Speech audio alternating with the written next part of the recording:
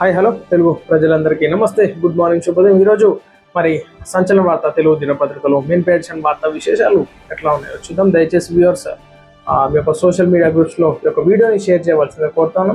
వార్తా వివరాలకు బడ్జెట్ కూడా జీర్ణించుకోలేని బీఆర్ఎస్, ఏ తప్పు చేశామని అంతలా విమర్శలు. విద్యార్థులకు అల్పాహారం ఇవ్వడం తప్ప, మహిళలను కోటీశ్వరులను చేయాలనుకోవడం తప్ప, బీమా పథకంలో ఆదుకోవాలనుకోవడం సరికాదా? బడ్జెట్ పత్రంలో చించి ఎందుకు పారిపోయారు? గతంలో అసెంబ్లీలో మాట్లాడే పరిస్థితి ఉండేదా? బడ్జెట్పై చర్చకు సమాధానంలో బీఆర్ఎస్ పై బట్టి చురకలు. సో మొత్తానికి విద్యార్థులకు అల్పాహారం పెట్టడం తప్ప, మహిళలను కోటీశ్వరులను చేయాలనుకోవడం తప్ప, బీమా పథకంతోని ప్రజలను ఆదుకోవడం తప్ప, సో ఆ బడ్జెట్ పత్రాలను చించివేసి బయటికి పోవాల్సినటువంటి అవసరము ఎందుకు? అంత జీర్ణించుకోలేకపోతున్నారా అని చెప్పేసి బట్టి విక్రమార్క గారు ప్రశ్నించడం జరిగింది బీఆర్ఎస్ వర్కింగ్ ప్రెసిడెంట్ అయినటువంటి కేటీఆర్ గారిని. సో మొత్తానికి ఈనాడు బట్టి విక్రమార్క గారు ఏమంటున్నారంటే, యొక్క బడ్జెట్ సమావేశాలు జరుగుతూ ఉన్నాయి కాబట్టి ఈనాడు ఏదున్నా ఒక సలహా సూచనలు చేయాలి, ఏ పార్టీకి ఉన్నా సరే, కానీ ఈనాడు ఈ విధంగా పత్రాలను చింపేసి వెళ్ళడం సరికాదు, రాజకీయ విలువలను కాపాడాలన్నట్టుగా కూడా బట్టి విక్రమార్క గారు చెప్పడం జరిగిందనమాట. సో ఏదేమున్నా ప్రజలకి ఈనాడు అవసరం వచ్చే విధంగా బడ్జెట్ను ప్రవేశపెట్టాలి. సో ఇంకా చాలా మట్టుకు కూడా కొన్ని విమర్శలు కూడా వస్తూ ఉన్నాయి కాబట్టి ఖచ్చితంగా రాజకీయ పరంగా ప్రజలకు ఏదైతే హామీలు ఇచ్చినారో ఖచ్చితంగా వాటిని కూడా నెరవేర్చాలి. ముఖ్యంగా జర్నలిస్టులకు కూడా న్యాయం చేయాల్సిన కోవటం ఏదైతే జర్నలిస్టులకు హెల్త్ బెనిఫిట్స్ కానీ వాళ్ళకి వచ్చేటటువంటి బెనిఫిట్స్ పైన కూడా ఈనాడు చర్చలు జరగాల్సిందే. ఏదైతే జర్నలిస్టులకు ఇస్తా అన్నటువంటి ఆ ఫ్లాట్స్ కూడా ఈనాడు ఆ సమావేశంలో జరుపుకొని ఖచ్చితంగా జర్నలిస్టులను ఆదుకోవాల్సిందిగా కూడా మేము కోరుతాను. ఢిల్లీ అసెంబ్లీ స్పీకర్కు బెదిరింపు మెయిల్. మోడీ, అమిత్ షా, జయశంకర్లను కూడా లేపేస్తామని హెచ్చరిక.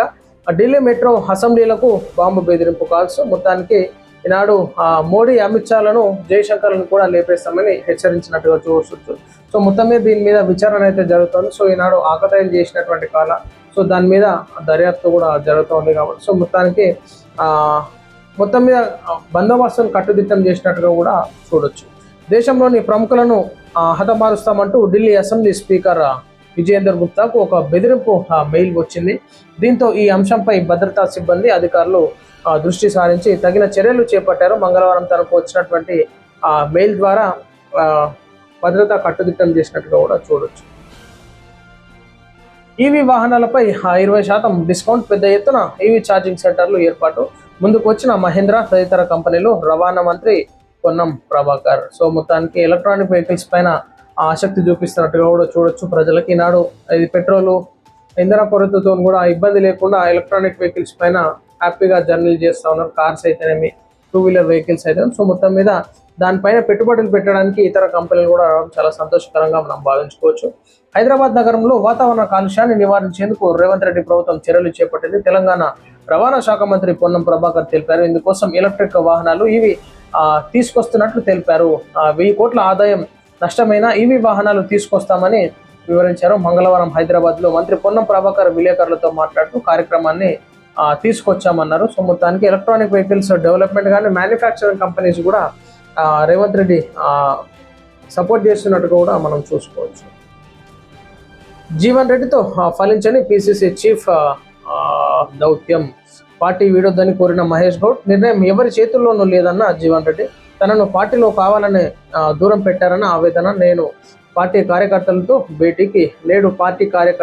భేటీకి పిలిచినట్టుగా చూసుకోవచ్చు. సో మొత్తం మీద ఉజ్జగింపులు, మందలింపులు కార్యక్రమాలు జరుగుతున్నాయి అనమాట. ఈనాడు పార్టీలకి వెళ్ళి బయటికి వెళ్తా అనగానే ఈనాడు మీటింగ్లు కార్యకర్తలతోని కూర్చోవడం, చర్చించడం జరుగుతూ ఉంటుంది. సో ఈనాడు ఈ విధమైనటువంటి పరిస్థితి లేకుండా సీనియర్స్లకి మంచి ప్రాధాన్యత ఇచ్చి వాళ్ళని కాపాడుకోవాల్సిందిగా మేము కూడా కోరుతాము. దివ్యాంగులను మోసం చేసిన కాంగ్రెస్. వారికి 6,000 పెన్షన్ హామీ ఏమైంది? దివ్యాంగులకు మద్దతుగా నేడు ఇందిరా పార్క్ వద్ద ధర్నా. ప్రభుత్వం తీరుపై మండిపడ్డ BRS working president KTR. So దివ్యాంగులను మోసం చేసిన కాంగ్రెస్. సో ఇచ్చినటువంటి హామీలు ఖచ్చితంగా నెరవేర్చాలి. ఏదైతే వికలాంగులకు దివ్యాంగులకు ఇస్తా అన్నటువంటి 6,000 రూపాయల పెన్షన్ ఖచ్చితంగా నెరవేర్చాలని చెప్పేసి ప్రభుత్వం ఈనాడు కాంగ్రెస్ పార్టీ ఏర్పడి 3 సంవత్సరాలకు దగ్గర వస్తూ ఉంది కాబట్టి సో ఖచ్చితంగా ఈ హామీని నెరవేర్చాలని చెప్పేసి ఈనాడు మన ప్రభుత్వం తీరుపై మండిపడ్డ బీఆర్ఎస్ వర్కింగ్ ప్రెసిడెంట్ అన్నట్టు మనం చూసుకోవచ్చు. ఇందిరా పార్క్ వద్ద ధర్నా కార్యక్రమాల్లో నేడు జరగనున్నాయి అన్నమాట. ఖచ్చితంగా రాష్ట్ర ప్రభుత్వం ఇచ్చిన హామీలు నెరవేర్చాల్సిందిగా మేము కూడా కోరుతాం. గ్యాస్ కొరతపై నిజాలు చెప్పండి, అసెంబ్లీ గన్ పార్క్ వద్ద బీఆర్ఎస్ ఆందోళన. రాష్ట్రంలో నెలకొన్న గ్యాస్ కొరతపై బీఆర్ఎస్ సభ్యులు నిరసన తెలిపారు. అసెంబ్లీ సమావేశాల నేపథ్యంలో ముందుగా గన్ పార్క్ వద్దకు చేరుకున్న బీఆర్ఎస్ సభ్యులు గ్యాస్ సిలిండర్ల ప్లకార్డులతో నిరసన తెలిపారు. పెరిగిన ధరలపై ఆందోళన వ్యక్తం చేశారు. అవే ప్లకార్డులతో అసెంబ్లీకి బయలుదేరి వెళ్లారు. గ్యాస్ కొరత లేదని చెబుతూనే హోటళ్లు, చిరు వ్యాపారులకు వాణిజ్య సిలిండర్లు సరఫరాను నిలిపివేయడంపై బీఆర్ఎస్ సభ్యులు ఆందోళన వ్యక్తం చేస్తూ ఉన్నారు. సో మొత్తానికి గ్యాస్ కొరత ఏర్పడడంతోనే గ్యాస్ సిలిండర్లు పట్టుకొని బొమ్మలు పట్టుకొని నిరసన కార్యక్రమాలు చేస్తూ ఉన్నారు అన్నమాట. దక్షిణాదికి ఎక్కడ అన్యాయం జరగదు. డీలిమిటేషన్ లో మహిళా రిజర్వేషన్ అనేది 33% ఉండాలని బీజేపీ రాష్ట్ర అధ్యక్షుడు రామచంద్రరావు డిమాండ్ చేశారు. జనగణన అనంతరం డీలిమిటేషన్ జరుగుతుందన్నారు.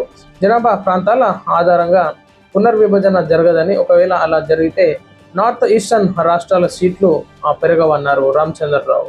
ఇక్కడ 8,000 10,000 జనాభా ఉన్న సీట్లు ఉన్నాయంటూ రామచంద్రరావు చెప్పారు. సో మొత్తానికి డీలిమిటేషన్ 119 నుంచి 179, 188, 179 అయ్యేటటువంటి సూచనలు తెలంగాణ రాష్ట్రంలో కల్పిస్తుంది. నాకు మంత్రి పదవి ఇస్తే కాంగ్రెస్కి మంచి పేరు. కోమటిరెడ్డి రాజగోపాల్ రెడ్డి మంత్రి పదవి కోసం తాను పరితపించడం లేదని కాంగ్రెస్ ఎమ్మెల్యే కోమటిరెడ్డి రాజగోపాల్ రెడ్డి అన్నారు. మంత్రి పదవి ఇస్తామని గతంలో అధిష్టానం హామీ ఇచ్చిందని, దీనిపై ఎలాంటి నిర్ణయం తీసుకుంటుందో తనకు తెలియదని చెప్పినట్టుగా చూసుకోవచ్చు. ఆల్రెడీ కోమటిరెడ్డి వెంకటరెడ్డి గారు సినిమాటోగ్రఫీ, రాష్ట్ర రోడ్లు మరియు బిల్డింగ్ శాఖ మంత్రిగా ఉన్నారు కాబట్టి సో మరి వెంకటరెడ్డి గారు కూడా మంత్రి పదవి వరిస్తుందా లేదా చూడాలి. క్షయవ్యాధి పట్ల ప్రజలు అప్రమత్తం అవసరం. వ్యాధి లక్షణాలు గుర్తించి చికిత్స తీసుకోండి. ప్రభుత్వం ఉచితంగా వైద్యం అందిస్తుంది. నాపా ప్రతినిధుల అవేర్నెస్ కార్యక్రమం అభినందనీయం. వైద్య ఆరోగ్య శాఖ మంత్రి దామోదర్ రాజనరసింహ. సో మొత్తానికి ఈనాడు క్షయవ్యాధి పట్ల ప్రజలు అప్రమత్తంగా ఉండాలి. సో గవర్నమెంట్ పరంగా ఉచిత మందులు ఇస్తున్నట్టుగా చూసుకోవాలి. నాపా ప్రతినిధుల అవేర్నెస్ కార్యక్రమం అభినందనీయం అంటూ ఈనాడు చెప్పడం చాలా శుభ సూచకంగా మనం భావించుకోవచ్చు. ఎందుకంటే ఆర్థికంగా డబ్బులు లేనటువంటి వాళ్ళకి చాలా ఉపయోగపడేటటువంటి సిచ్యువేషన్ ఇది. సో ఇది ప్రజలారు ఈరోజు మనం చూస్తున్నాం మన సంచలన వార్త తెలుగు దినపత్రికలోని మెయిన్ ప్యాషన్ వార్తా విశేషాలు. అందరికీ సెలవు. నమస్తే.